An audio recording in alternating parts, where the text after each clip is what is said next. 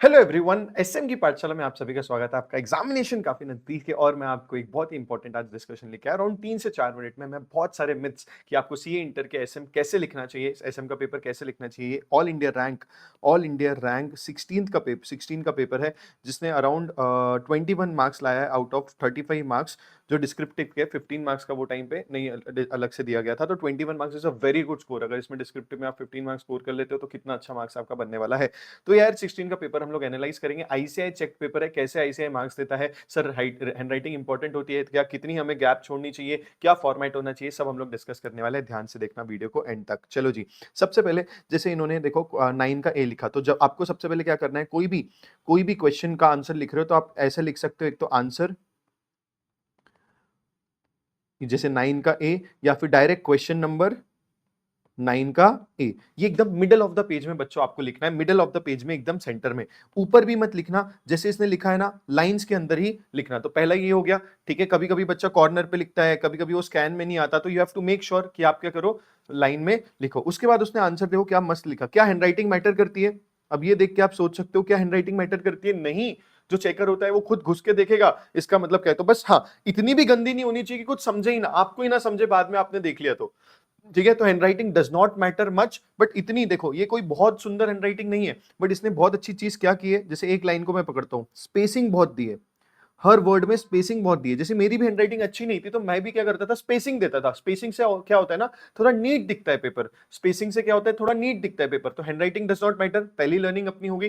Tension बिल्कुल मत लेना, सर अच्छी हैंडराइटिंग नहीं मार्क्स नहीं मिलेंगे क्या, सब क्वेश्चंस इररिलेवेंट है, अननेसेसरी है, दिमाग से निकाल दो। दूसरा, स्पेसिंग देना, it will really help. Spacing देना, it will really help. Next, जैसे ये पॉइंट है, ये पॉइंट जब यहाँ पे खत्म हुआ तो हम लोग कंजूसी करते हैं, हमको लगता है अपना घर का पेपर रख लें, यहां से स्टार्ट करते थे। नहीं, अगर इसका आप देखोगे तो न्यू पॉइंट नेक्स्ट लाइन से स्टार्ट हुआ है, न्यू पॉइंट नेक्स्ट लाइन से। तो इसका एक और मतलब है कि सर एक पॉइंट भी छोड़ना पड़ेगा, एक लाइन भी छोड़ना पड़ेगा हर पॉइंट के बाद। यस, इसका एक और मतलब है कि पॉइंटर्स में आंसर लिखना।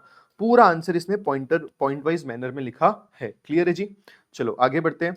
जैसे ये भी कहां लिखा है, एकदम सेंटर में, differentiation strategy in producing standardised product और services consider unique in the industry. इसमें एक और आप कर सकते हो कि कीवर्ड्स को भी आप अंडरलाइन कर सकते हो सेम ही पेन से। जो पेन से लिख रहे हो उसको ऐसे अंडरलाइन कर दो, ये और अच्छा हो जाएगा।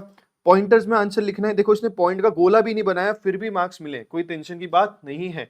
तो प्रेजेंटेशन रखनी है, हैंडराइटिंग खराब भी है, स्पेसिंग, कितनी स्पेसिंग दी है, कितनी स्पेसिंग दी है। क्लीन लगता है पेपर इन स्पाइट ऑफ, देखो कितना क्लीन लग रहा है paper in spite of bad handwriting. फिर ये हो गया, वापस से न्यू पॉइंट के बाद एक लाइन छोड़ी गई है।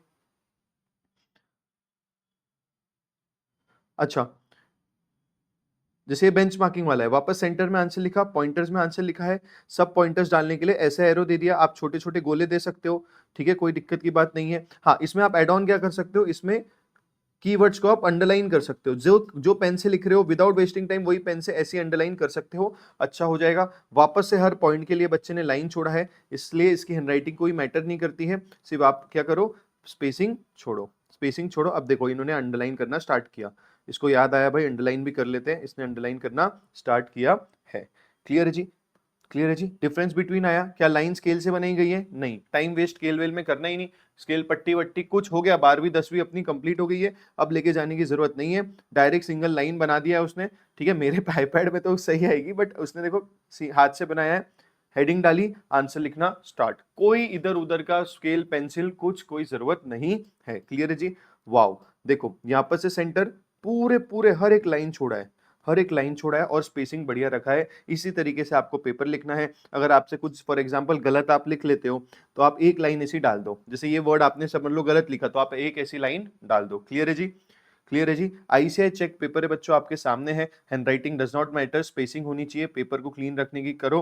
नया पॉइंट नए इसमें, ठीक है। ये 3-4 मिनट में आपको बहुत अच्छी सारी चीजें समझ में आ गई होगी। अपने दोस्तों के साथ शेयर कर देना। एग्जामिनेशन टाइम पे बहुत सारे पैनिक होते हैं, हैंडराइटिंग सर कितनी स्पेस देना, कैसा आंसर लिखना, कोई रॉकेट साइंस नहीं है। एक बार रिपीट कर दे रहा हूँ, हैंडराइटिंग डज नॉट मैटर, दोनों वर्ड के बीच में आप स्पेसिंग छोड़ो, हर न्यू पॉइंट्स के बीच में एक लाइन छोड़ो, हर आंसर को पॉइंट वाइज मैनर्स में लिखो।